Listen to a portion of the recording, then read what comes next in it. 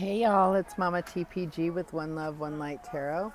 I literally forgot to do the daily blind spot today. I was woke up at like 4:30 in the morning to massive thunder and lightning and rain, and sometimes that scares me. Other times it's like, just want to listen to it in awe. But I didn't go back to sleep. Spent a lot of time in meditation. And it's the one time I can say that the meditation actually just made things more confusing. So I feel like there is some kind of storm is brewing. Something's gonna be made clear to me, but it's like on purpose I'm being kept in the dark about it, whatever it is. So some of you may have been experiencing something similar. But let's see, what is the daily blind spot today? And we have number 59. Okay, I have not done very well with these sigils this week as far as looking at them and having them trigger some type of knowing. So I feel like this is something where we're not seeing things, we're only seeing half of it. And yeah, that's what I'm getting. So let's see. So 59 breaks down to a 5. And 5s usually are about not necessarily seeing something the way it really is. Okay, so what is 59 here? Oh gosh. Projection. If you have drawn this sigil, you are projecting onto someone else.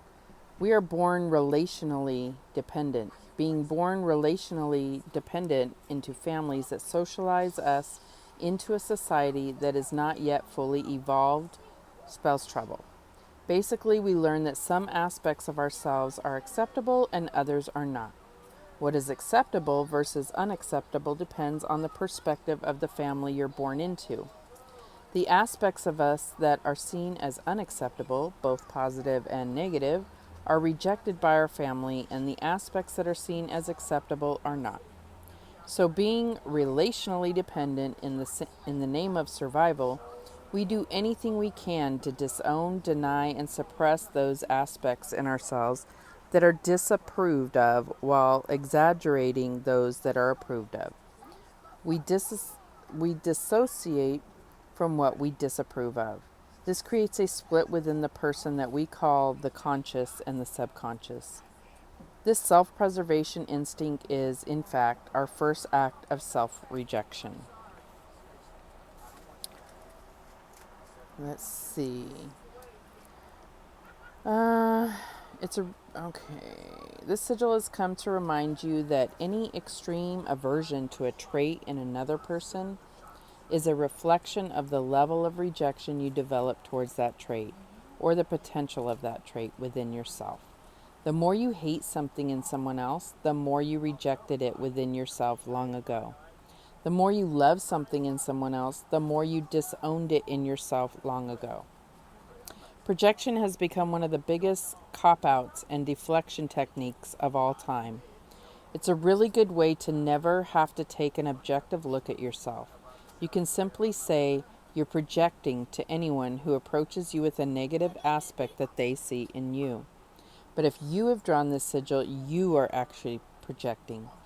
You need to become totally conscious of what you have disowned within yourself in order to create improvement in the situation at hand. Be brave enough to recognize your own reflection in the mirror called life. Whew. I don't see the how-to though. How do we become totally conscious of what we have disowned within ourselves? And so again, I feel like this is a good opportunity to journal this topic and see what maybe comes out as far as determining what that means for you in particular. But let's see what the cards say. What story or how are we projecting? How is the collective projecting?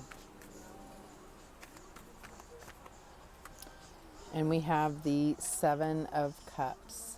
And I feel like what this is saying is that it's because you don't necessarily know your own heart, okay? And so there's an illusion, and that's what the projection is an illusion. What's the challenge here? And we have the Seven of Pentacles. So, yeah, just like the book was saying, there's something that's been planted and taken root within your life. And it's about recognizing which things are really you and which things have been programmed for you to mark as unacceptable. What's the advice? How do we overcome this challenge? And we have the Devil. So the Devil energy is obviously very much about those lies that have been told to us, those lies that we tell ourselves, shaping ourselves by what we've been programmed and letting go of that. So I feel like that's why this card is coming up. What is the outcome here for the collective? And we have the Knight of Cups. So this is a totally new approach, an emotional approach to your life that is void of those programming, of that programming. But let's get some clarification here. Spirit, why is the Seven of Cups here? We had one fly out immediately, two fly out. Okay. So what came out was the Forge, which is Temperance, and the Three of Swords, or the Three of Challenges. So I feel like there's pain. So pain and illusion of love is what needs to be tempered. This is a more complex topic than I could have imagined, actually. Why is this Seven of Pentacles here? And we have the Nine of Challenges, or the Nine of Swords. So this is about fear of pain. And so just like the guide said, it's about what we've been programmed to find unacceptable. And this is what we're hiding from in our subconscious. That's exactly what this looks like. Okay, why is this Devil card here as the advice? And we get the Devil, the liar. Okay, so I feel like that's just confirming that this is devil energy that is brought into our youth.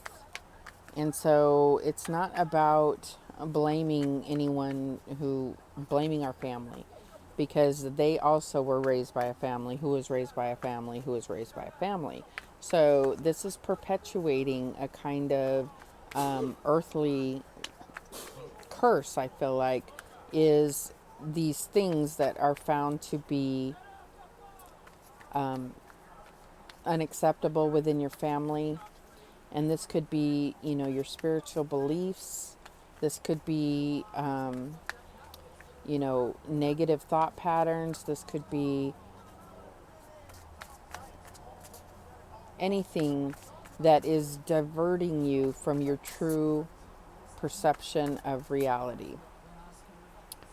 Why is this Knight of Cups as the outcome? And we have the Lovers. So I feel like this is really, I get this picture of somebody almost making fun of a man who is sensitive and pours his heart out and is very romantic. I feel like,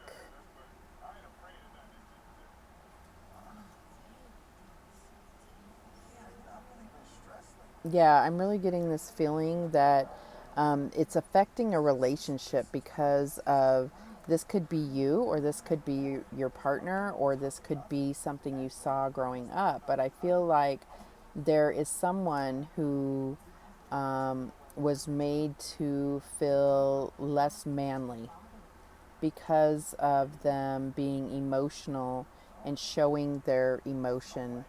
Um, and that's what I'm getting. So take it how it resonates. That's just what's coming through for me. So this may be affecting your relationship. Very interesting sigil today. Let me know in the comments if you do the journal prompt, and